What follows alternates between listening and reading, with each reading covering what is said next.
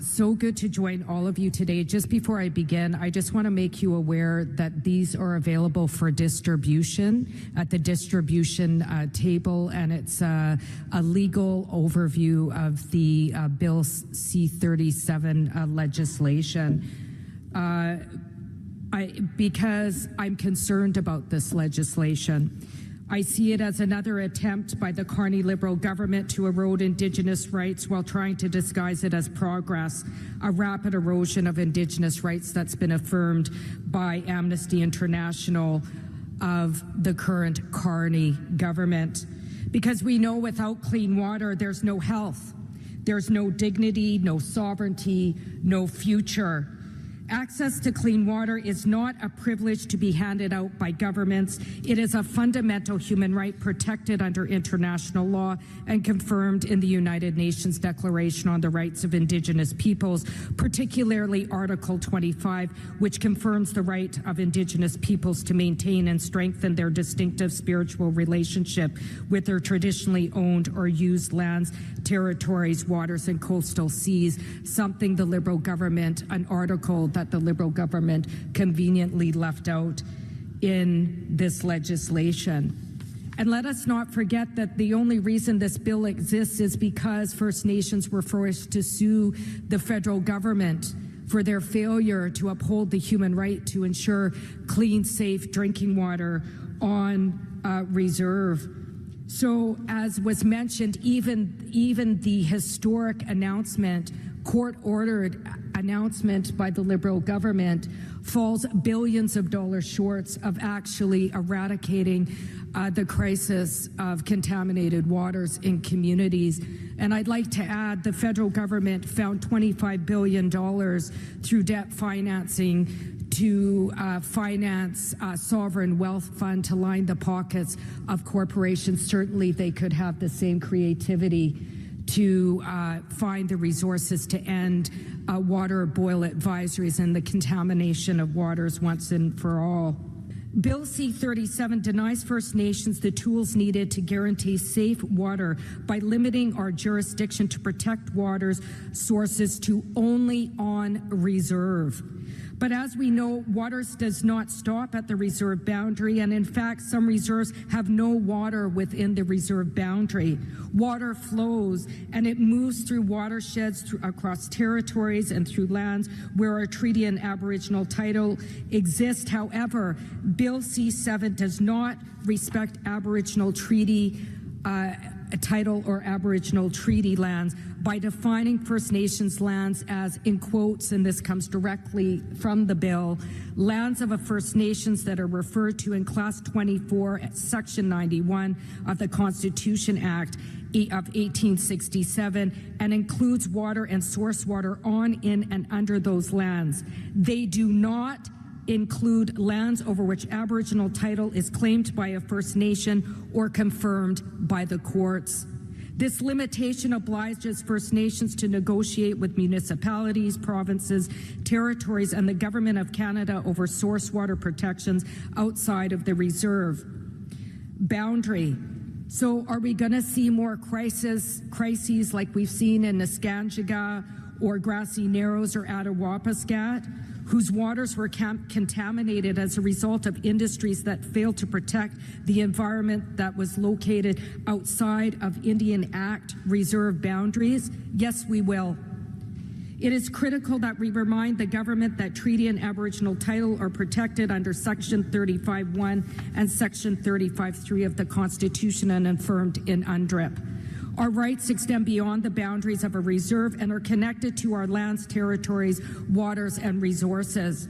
By excluding Aboriginal title and treaty lands, this legislation leaves First Nations responsible for the safety of our waters while denying us the inherent jurisdiction to protect the sources that sustain our communities. Just over a year ago, Bill C-5 was rushed through Parliament to legislate the fast-tracking of so-called projects of national interest while weakening environmental safeguards and overriding key protections, including the Fisheries Act, the Canadian Navigable Waters Act, the Migratory Birds Convention Act, the Canada Marine Act, the Canadian Environmental Protection Act, the Canadian Shipping Act, the Impact Assessment Act, and the Species at Risk Act. Bill C-37 also ignores First Nations jurisdiction and weakens these environmental safeguards. This further jeopardizes the realization of safe, clean water and source water on First Nations and reinforces the reckless constitutional violations being perpetuated by the Carney government. Moreover, at this very moment where the government is creating a pathway to accelerate projects that will affect Indigenous lands, waters, territories, and Aboriginal title lands, it is limiting First Nations jurisdiction over the very waters whose projects they may threaten. It is advancing development without the free, prior, and informed consent of First Nations, just like we have witnessed with the recent announcements of projects of national interest. I would like to remind the Prime Minister that the government's current approach does not satisfy the prior requirement of free, prior, and informed consent. International standards are clear that Indigenous peoples must be meaningfully consulted before major decisions, approvals, or designations are made. When the federal government unilaterally determines a project is in the national interest and only then initiates consultation, a foundational decision has already been imposed. This is not about whether you support development or not. This is about the Carney government upholding their constitutional duty to consult and accommodate. Consultation after the fact cannot be considered consent, just like we are witnessing with the newest water legislation, which was drafted with almost zero involvement by First Nations. Bill C-37 has also removed explicit recognition of the human right to safe water, something that First Nations across Canada fought for in Bill C-61, tabled in the last Parliament, replacing it with, in quotes, progressive realization of that human right. Lawyer Michael Rosenberg has commented that the use of this term, in quotes, has everything to do with being able to continue to fight First Nations in court and stand up and say, there is no right, we have no obligations. However, the right to clean water is not optional.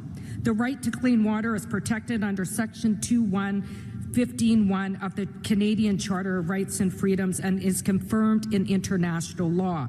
The failure of the Liberal government to uphold the human right to clean drinking water is a violation of the Canadian Constitution in addition to international conventions that we have signed on to. So when the Minister of Indigenous Services talks about progressive realization when it comes to First Nations capacity to achieve the human right to clean drinking water, does that mean that nations who have been left impoverished while the Canadian government and big corporations get rich off our lands, territories, and resources will have to patiently wait until they have capacity? I have an idea for all of us. The federal government needs to stop exploiting our lands, territories, and resources and give us our money back so we can invest in the infrastructure that we need to realize safe water once and for all. We are not the problem. Systemic racism and colonial violence is the problem. And I wonder whether the Liberal government would be so bold to tell the city of Winnipeg, Calgary, or Ottawa that they were committed to progressively realize the human right to clean drinking water in the city. We must not accept this blatant racism and discrimination as normal. Which is why the section of Bill C-37 on substantive equality is so concerning when it only requires the government to ensure that First Nations rights to clean water and their access be, in quotes, comparable to that of non-Indigenous communities, end of quotes. The Canadian Charter guarantees rights and freedoms of all people, regardless of race, national, or ethnic origin. We do not have a right comparable to clean water access. We have an equal right to clean water access. This article in Bill C-37 is full-blown discrimination by the Carney Liberal government, full stop. So So we are in a dire place, my friends, and as somebody who was part of the I Don't Know More movement, where we marched from coast to coast to coast against Bill C-35, when they took out the Navigable Waters Act, you heard the list of environmental protections that the government is turning a blind eye to in this act. And with their stitched together majority government, it's very likely that they could fast track this through Parliament, like we saw with Bill C-5 that happened just over a year ago. So I'm asking you, take a brochure, join the calls to action, because now is the time we have to stand together. Now is the time we have to act. We must defend our lands. We must defend our waters. We must defend our territories. We must defend our resources, not only for ourselves, chiefs and allies and friends, but for every generation yet to come, because water is life, and life is not negotiable or an either or our rights. Thank you very much.